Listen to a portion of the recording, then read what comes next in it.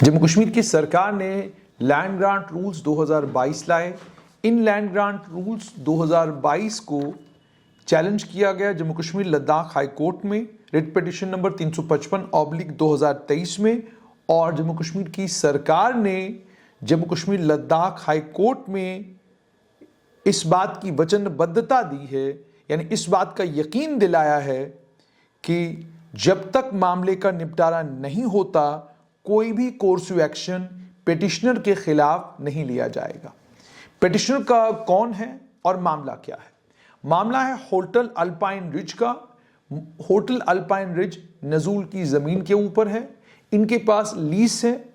वो लीज खत्म हुई है। उस लीज के रिन्यूअल के लिए इन्होंने सरकार के पास दरखास्त दी। सरकार ने उस लीज को रिन्यू भी नहीं किया और होटल अल्पाइन रिज को ना कोई नोटिस भेजा और ना ही होटल अल्पाइन रिज को यह कहा कि आपकी लीज खत्म हो चुकी है, अब आप इस प्रॉपर्टी को खाली कर दें और इस प्रॉपर्टी की जो कीमत बनती होगी कानूनी तौर पर वो हम आपको देंगे, जो कानून कहता है। ये सब कुछ नहीं किया गया। नतीजा ये निकला कि लैंड ग्रांट रूल्स 2022 आए। इन लैंड ग्रांट रूल्स 2022 को होटल अल्पाइन रिज ने एडवोकेट आरिफ सिकंदर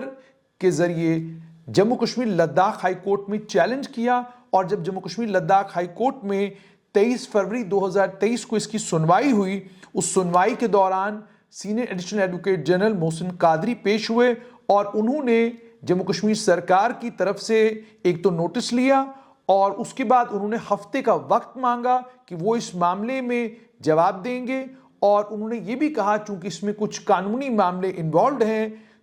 तो ये तभी हो सकता है जब हम आपको एक तफसीली जवाब दें। और उसके बाद ये भी यकीन दहानी कराई कि जब तक इस मामले का फैसला नहीं होता तब तक हम कोई भी कदम जो है होटल अल्पाइन रिज के खिलाफ नहीं उठाएंगे, यानी हम होटल अल्पाइन रिज जिसकी लीज खत्म हो चुकी है उसके खिलाफ कोई कार्रवाई नहीं करेंगे। होटल अल्पाइन रिज कोर्ट पहुंचा तो उसे रिलीफ मिला। इसी तरीके से जो मेरी इत्ला है उसके मुताबिक कई और लोग कोर्ट गए हैं और उन्होंने भी जम्मू कश्मीर के लैंड ग्रांट रूल्स को चैलेंज किया है। इस लैंड ग्रांट रूल्स में की अगर मैं बात करूं तो इसको लेकर कोर्ट के सामने जो रिट पिटिशन है, उस रिट पिटिशन में यह कहा गया है कि Jammu Kashmir land grant rules 2022 से ये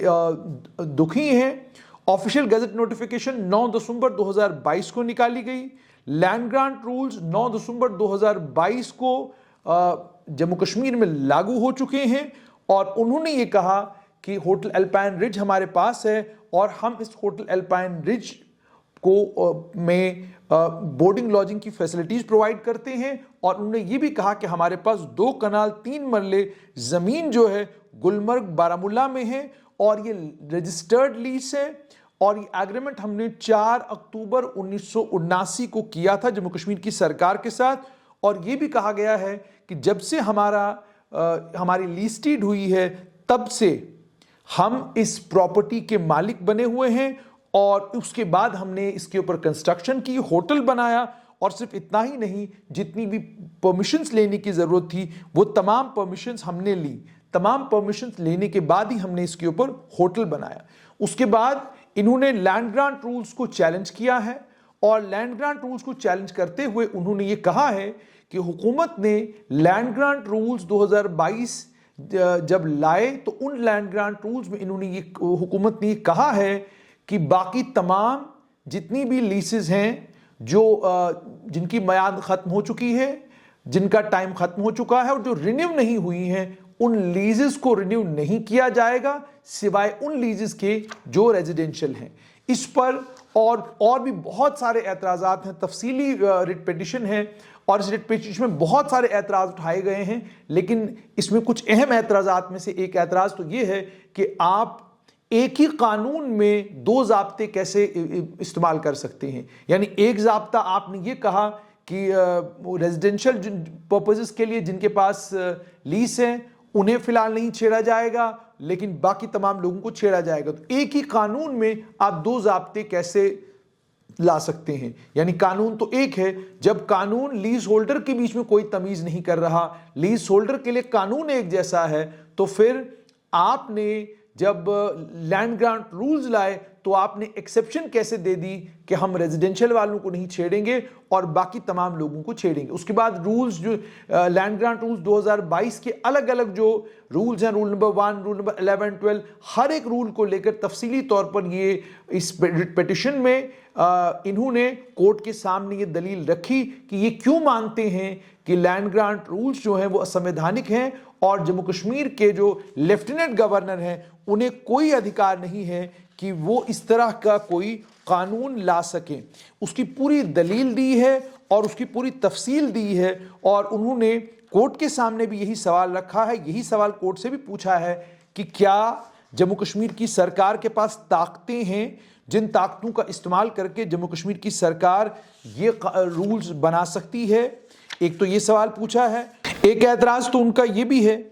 कि इस वक्त यूनियन टेरिटरी जम्मू कश्मीर के केंद्र शासित प्रदेश है और यहाँ पर राष्ट्रपति शासन है और रूल बनाने की ताकत जो है वो लेफ्टिनेंट गवर्नर राष्ट्रपति के एसेंट से ही कर सकते हैं, यानी उन्हें पहले राष्ट्रपति की इजाजत लेनी है और इजाजत लेने के बाद कानून बनाना है। उसके अलावा इन्होंने रूल 3, 11, 12 उसमें उन्होंने क्लासिफिकेशन को लेकर कहा कि आपने रेजिडेंशियल पर्पसेस और आपने जो बाकी लीजेस हैं उनके बीच में डिफरेंशिएशन कैसे किया। आपने कैसे कहा रेजिडेंशियल वालों को कि आप रेजिडेंशियल को फिलहाल हम नहीं छेड़ेंगे लेकिन बाकी तमाम लीजें खत्म होगी और बाकी तमाम लीजेस के केस में ऑक्शन होगा। और उसके अलावा उन्होंने रूल 17(2) जो रूल्स का है उस रूल को भी चैलेंज किया है। इसमें उस रूल को चैलेंज करने के अलावा रूल 11, 12 उसको भी चैलेंज किया है और रूल 11, 12 चैलेंज करने के अलावा Jammu Kashmir land grant act 1960 की तरफ रुजू करते हुए उन्होंने ये कहा है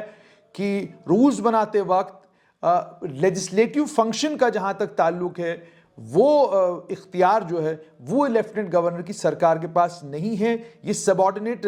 लेजिस्लेशन है। It has resulted in ousting of persons, including petitioner, who have been vested with specific rights in the property by the operation of Act of 1916, formulating rules. The government is not empowered to take upon it essential legislative functions, and in doing so cannot legislate in the guise of rule making power. उसके बाद जो सवालात खड़े किए हैं इन्होंने, वो सवाल है, पहला सवाल तो ये है, कानूनी सवाल जो इन्होंने खड़े किए हैं, क्या जम्मू कश्मीर के पास ताकत है कि वो इस तरह के कानून को जम्मू कश्मीर में लागू कर सकती है। दूसरा ये कहा है कि जो क्लासिफिकेशन लीज होल्डर्स की rule 3 Jammu Kashmir land grant rules में है, क्या इसकी इजाजत है। रूल 17(2) को लेकर कहा है कि सब्जेक्ट लीज जो पेटिशनर की है उसको सेव करता है, तो क्या रूल 12 जो है is applicable to the subject lease. Rule 12 को लेकर यह भी कहा है कि ये जनरल क्लॉजेज एक्ट के रूल 6 को कॉन्ट्रवीन करता है। रूल 17(2) को लेकर यह कहा है कि ये सेक्शन 12 के विपरीत यानी इन कॉन्ट्रवेंशन जो है इसको इशू किया गया है। उसके बाद जो मेन एक्ट है लैंड ग्रांट रूल्स एक्ट 1960 उसको लेकर कहा गया है कि जो रूल्स बनाए गए हैं, जो ताकतें कानून देता है उन्हें हुकूमत को, क्या उन ताकतों को कहीं इसमें एक्सीड तो नहीं किया गया है। और सिर्फ इतना ही नहीं,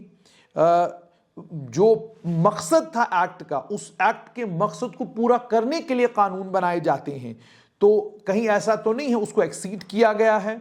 और उसके बाद क्या ऐसा तो नहीं है कि ये जो कानून बनाए गए हैं इससे एग्जीक्यूटिव अथॉरिटी को और ताकत मिली है ऑक्शन करने की, इविक्शन करने की, पिक एंड चूज पॉलिसी इख्तियार करने की, कि आप कह रहे हैं जी कि जिसके पास रेजिडेंशियल है उसको तो छेड़ेंगे नहीं, लेकिन जिसके पास कमर्शियल लीज है उसको बाहर फेंक देंगे। Legitimate expectations, comparative hardship, law of estoppels, procedure fairness, principle of natural justice, provisions of grievance redressal, क्या इन सबको एलिमिनेट तो नहीं किया गया है।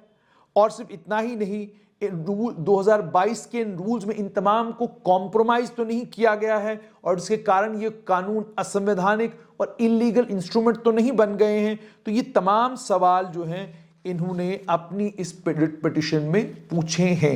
इस रिट पिटिशन की सुनवाई दोबारा से होनी है, लेकिन सुनवाई से पहले जम्मू कश्मीर की लद्दाख हाईकोर्ट में जम्मू कश्मीर सरकार ने इस बात की यकीन दहानी कराई है कि जब तक रिट पिटिशन का जवाब तैयार करके वो कोर्ट के सामने पेश नहीं करते, तब तक वो होटल एल्पाइन रिज जो लीज होल्डर हैं उनके खिलाफ कोई कार्रवाई नहीं करेंगे। इससे वो तमाम नजूल के लीज होल्डर्स जिनके पास